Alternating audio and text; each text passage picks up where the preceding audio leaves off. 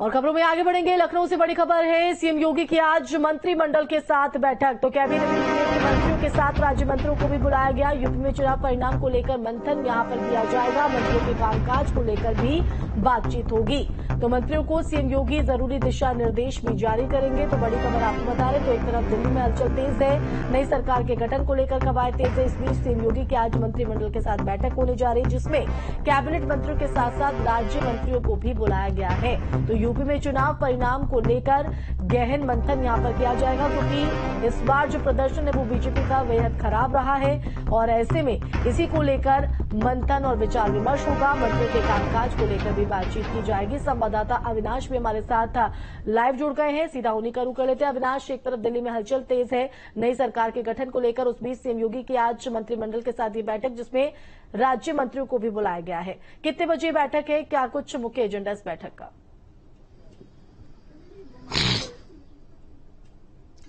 देखिए, केंद्र में नई सरकार की जो गठन की प्रक्रिया है वो शुरू हो चुकी है और यूपी में जो सियासी हलचल है वो भी तेज हो चुकी है।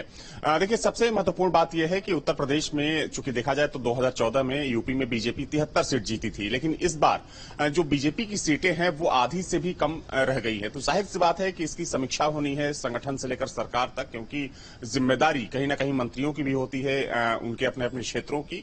तो आज की जो बैठक है उस बैठक में लोकसभा चुनाव में जो हार हुई है बीजेपी की यूपी में उसकी समीक्षा होगी। साथ में जो विभागीय कामकाज, चूंकि देखा जाए तो 2.5 महीने जब तक चुनाव चला तो कहीं ना कहीं जो शासकीय जो पूरा कामकाज था आचार संहिता की वजह से वो प्रभावित था, वो कहीं ना कहीं थोड़ा सा रुका हुआ था।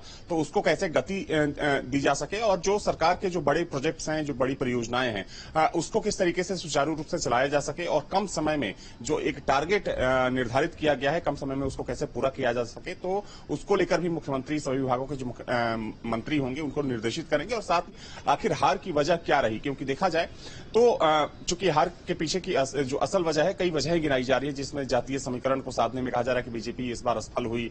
जो संविधान आरक्षण का मुद्दा था उसको डिलीवर करने में विपक्ष सफल हुआ और उसको बीजेपी काट नहीं पाई और तमाम ऐसे मुद्दे हैं। तो इन मुद्दों को लेकर आज मंथन होगा और मंथन के बाद माना जा रहा है कि जो विभागीय कामकाज हैं उसको लेकर भी मुख्यमंत्री अपने मंत्रियों को निर्देशित करने वाले हैं। बिल्कुल, और साथ ही साथ आगे के रोड मैप को लेकर भी ये जो बैठक है वो काफी अहम मानी जा रही है। इसको लेकर भी चर्चा कहीं ना कहीं संभव मानी जा रही है। लेकिन साथ ही साथ जिस तरह से हमने प्रदर्शन की हम बात कर रहे हैं, नतीजों के बाद बेहद खराब यहां पर रहा है उत्तर प्रदेश में, तो उस लिहाज से मंथन काफी महत्वपूर्ण हो जाता है। अविनाश,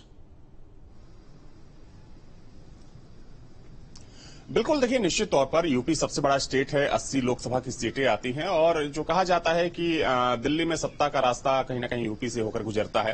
तो चूंकि लोकसभा चुनाव तो संपन्न हो चुका है, लेकिन 2027 में विधानसभा चुनाव होना है और बीजेपी किसी भी हाल में अब नहीं चाहेगी कि यहां पर उसकी जमीन इससे और ज्यादा कमजोर हो, क्योंकि जैसा कि मैंने पहले कहा कि 2014 में बीजेपी 73 सीट जीती, 2019 में सीटें थोड़ी सी कम हुई लेकिन 60 प्लस थी और इस बार बीजेपी 80 प्लस का नारा लेकर चल रही थी कि हम इस बार 80 की 80 सीटें जीतने में सफल होंगे। लेकिन हुआ ठीक इसके उलट, क्योंकि बीजेपी आधी से कम सीटों पर ही सिमट गई। तो जाहिर सी बात है कि आने वाले समय में कैसे संगठन को मजबूत किया जाए और जो सरकार की जन कल्याणकारी जो योजनाएं हैं उसके जरिए लोगों में किस तरीके से माहौल बनाया जाए, लोगों को किस तरीके से सरकार और पार्टी के साथ जोड़ा जाए, तो इस पर बीजेपी में आत्ममंथन का दौर शुरू हो चुका है। और देखिए, जो एक तालमेल, जो समन्वय की जब बात होती है संगठन और सरकार के बीच में, तो उसको किस तरीके से और बेहतर किया जाए, तो इन तमाम चीजों को लेकर बातचीत होगी। और देखिए, सबसे महत्वपूर्ण यह भी है कि माना जा रहा है कि बहुत जल्द जो बीजेपी का संगठन है यूपी का, उसमें भारी फेरबदल होने वाला है। इसके अलावा अगर हम सरकार की बात करें तो कहा जा रहा है कि जो योगी कैबिनेट है उसमें भी फेरबदल हो सकता है। कुछ जो मंत्री हैं उनकी जगह पर दूसरे मंत्रियों को, दूसरे नेताओं को मौका दिया जा सकता है। तो इन तमाम चीजों को लेकर चूंकि बीजेपी ने एक्सरसाइज करना शुरू कर दिया है, संगठन के लेवल पर तो ये काम तो हो ही रहा है, लेकिन सरकार के अंदर भी, चूंकि देखिए सरकार कहीं ना कहीं एक प्रमुख चेहरा होती है और सरकार के जरिए ही चाहे कोई भी पार्टी हो, भाजपा हो, सपा हो, कांग्रेस, वो लोगों को साधने में सफल होती है। तो जाहिर सी बात है कि इसकी पूरी जिम्मेदारी योगी आदित्यनाथ जो कि मुख्यमंत्री हैं उनके ऊपर है और एक लोकप्रिय मुख्यमंत्री हैं, जिस तरीके से दोबारा उन्होंने सत्ता में वापसी की, तो जाहिर सी बात है कि अब योगी आदित्यनाथ चूंकि जब बीजेपी की यहां पर हार हुई तो कई लोगों ने मुख्यमंत्री के नेतृत्व पर भी सवाल खड़ा किया। तो निश्चित तौर पर आने वाले समय में किस तरीके से सरकार के साथ साथ संगठन को मजबूत किया जाए और लोगों को सरकार के साथ साथ पार्टी के साथ जोड़ा जाए। मंत्रिमंडल के साथ ये बैठक अविनाश काफी काफी महत्वपूर्ण है और साथ ही साथ जो प्रदर्शन यहां पर रहा है, जनता के बीच किस तरह की नाराजगी है उसको कहीं ना कहीं जानने की भी कोशिश होगी। फिलहाल बहुत शुक्रिया अविनाश, तमाम जानकारी